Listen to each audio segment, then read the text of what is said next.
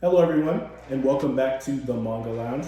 Today we'll be discussing One Piece chapter 1025, and after a slower but still great chapter last week, we returned this week to a much more exciting chapter, at least in my opinion. Before we get started, make sure you like this video and subscribe to my channel if you enjoyed it. That would really help. This video will contain spoilers for chapter 1025, so if you haven't read it, I highly suggest you do so. But with that being said, let's go ahead and get started. So this chapter really didn't start out the way I expected it to, and honestly, that's my fault. I don't know why, but I kind of just expected Momonosuke to be coming out the gate fucking shit up. And, that was really dumb because I guess I forgot that, he really is just some 8-year-old kid in a grown man's body. And it's really emphasized because you still see that he has a gigantic fear of heights. And, obviously Luffy really doesn't have time for this. This is an emergency situation. He's being a little hard on him, but you understand where he's coming from.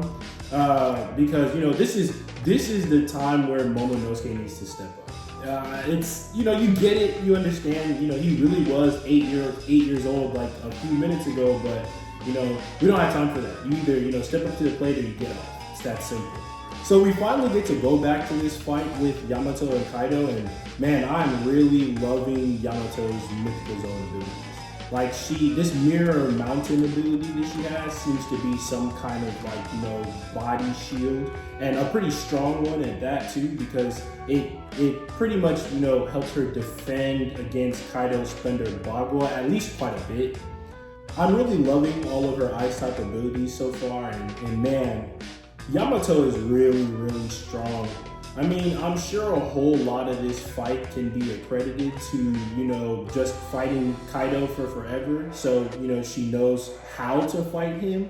But, and I definitely won't assume that Kaido's going all out in this fight either, but that does not take away from what Yamato's doing in the slightest.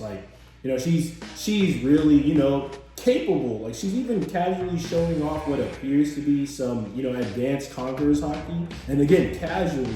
And I think that says plenty about, how capable she is as a fighter.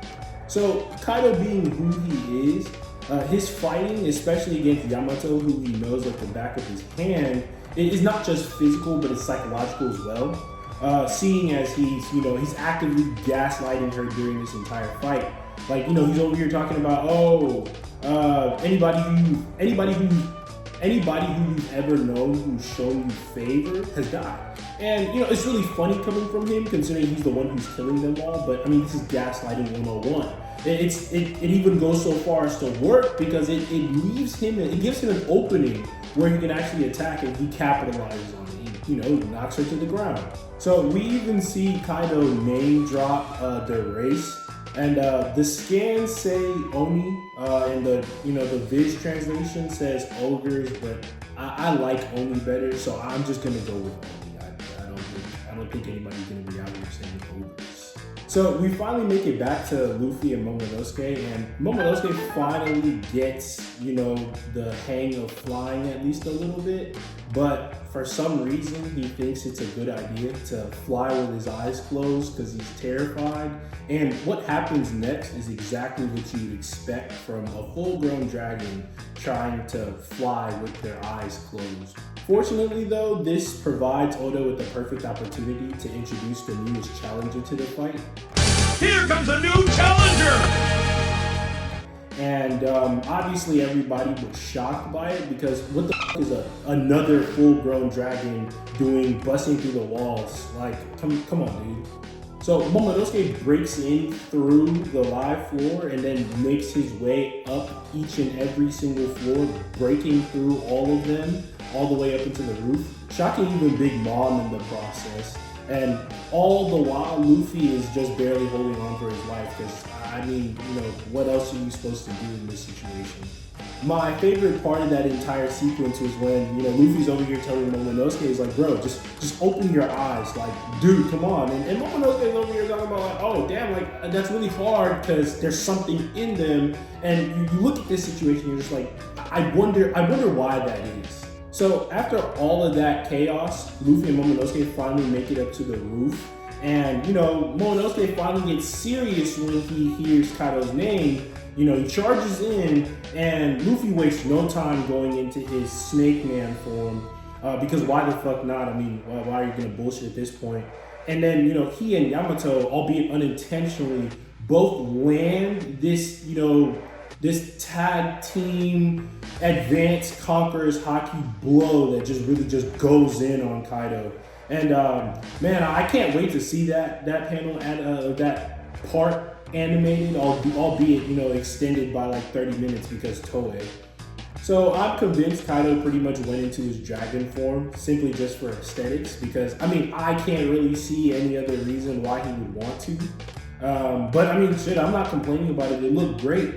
So you finally get this little spread with, you know, Kaido and Momonosuke both in their dragon forms, Luffy standing on top of Momonosuke's head, just looking like a boss, and you know, they both get their declarations in. You know, Luffy with his regular Pirate King spiel, and Momonosuke finally steps up to the plate and he says, you know, I'm gonna be the Shogun of Wano.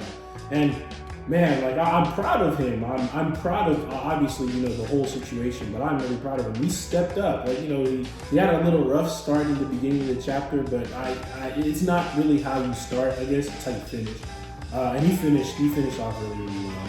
I mean, I can't really say too much else about it. So this chapter was really, really wonderful. But all in all, it was just, you know, it was a setup to a fight that I'm really looking forward to. I can't wait to see, you know, all four of them clash up on the rooftop. You know, we're gonna be on a break next week, but that's not really too much of a problem. We've been on a roll like the last several weeks, so I'm definitely not complaining. I'm pretty sure the next chapter will be touching bases back with Sanji and Zoro, but that's another fight I'm really looking forward to as well, so I'm not mad about that. Thank you guys for watching this video to the end. Once again, if you enjoyed this video, make sure you like it and go ahead and subscribe to my channel as well. I'd really appreciate it. It would help a lot. You know, you guys have a wonderful rest of your days, and I'll see you on the next video.